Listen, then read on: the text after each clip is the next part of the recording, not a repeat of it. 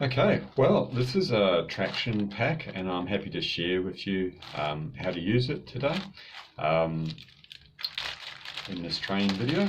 So inside of the pack you'll find some bits of foam called vector foam, and also some braided elastic, which is this one here, as well as a couple of tubes. So you've got a high strength tube, which is this one here, set to 500 grams, calibrated with the elastic, as well as a smaller tube that's calibrated to about 250 grams.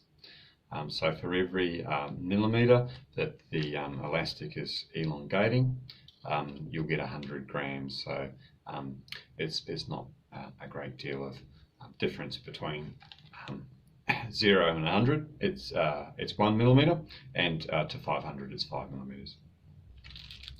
So also you'll find inside of your traction kit a bit of thermoplastic and one of these little noggin brakes, which we'll use to hold the elastic into,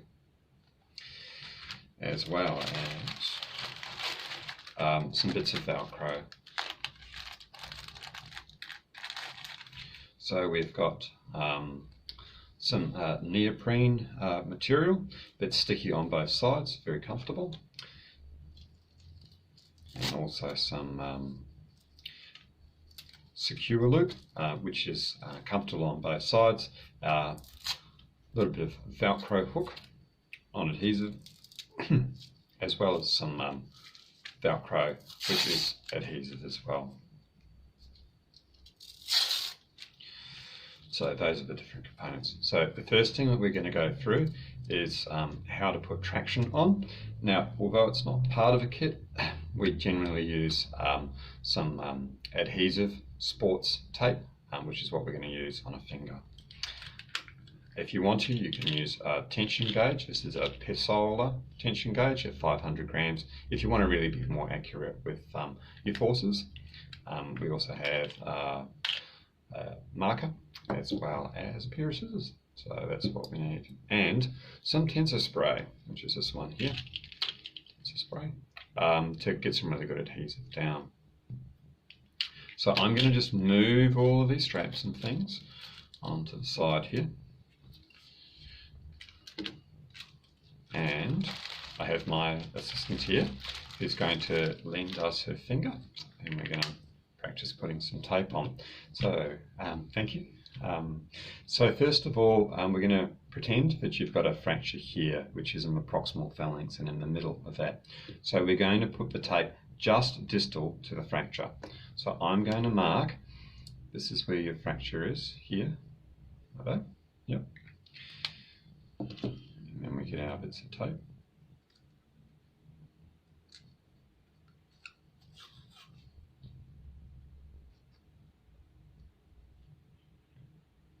You get a nice sling.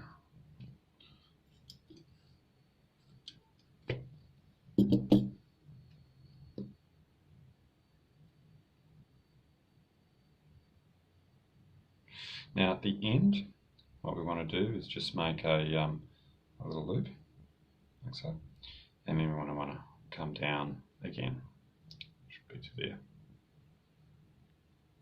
And then we trim off our tape, just distal to the fracture. Okay, no worries, that's looking good so far.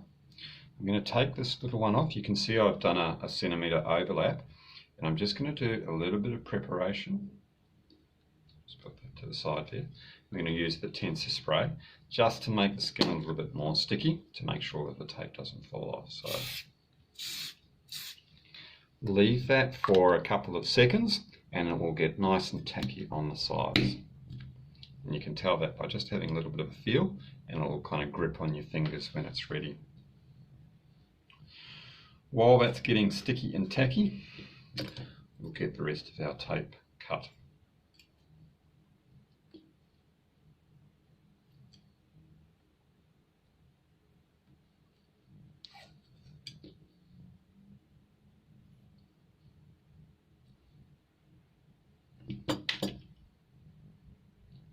just get you to have a feel of that as well.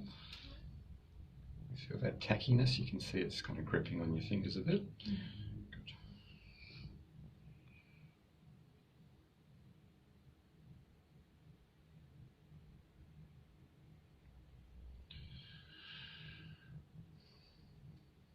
So the good thing about the traction technique is that it can be used for intra-articular fractures, it can be used for extra-articular fractures, fractures which are comminuted or simple.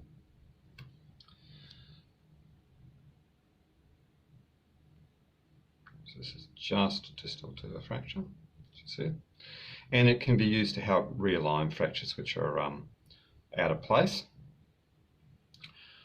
But traction just by itself is not going to be enough for all fractures, and that's why we have the foam. Get you to very gently turn over.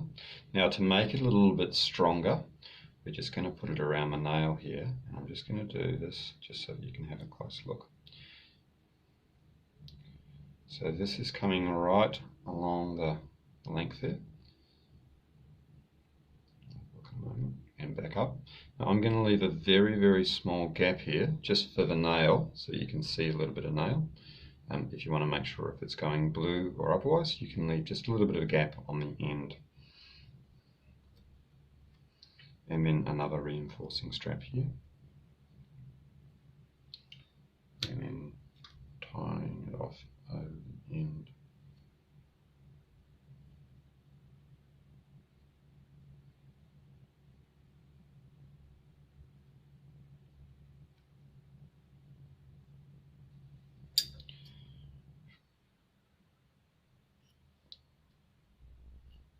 I'll just get you to demo that just by turning it over a little bit, just to show the audience.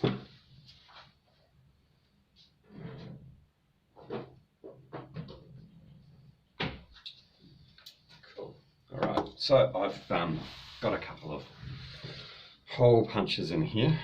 I'm just going to punch a hole. Say ouch if it hurts. I really missed you, sorry. Off.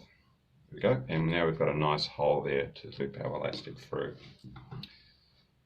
So here's our elastic going through the end and coming back and out like so. And it forms a really strong force. You can feel that, not only attaching to the nail but attaching below. And if you want an idea of just how much pulling force I can get through that, we put a tension gauge on. This is a 500 gram tension gauge. It's right at the end of 500, and that's probably half the force that I could pull through.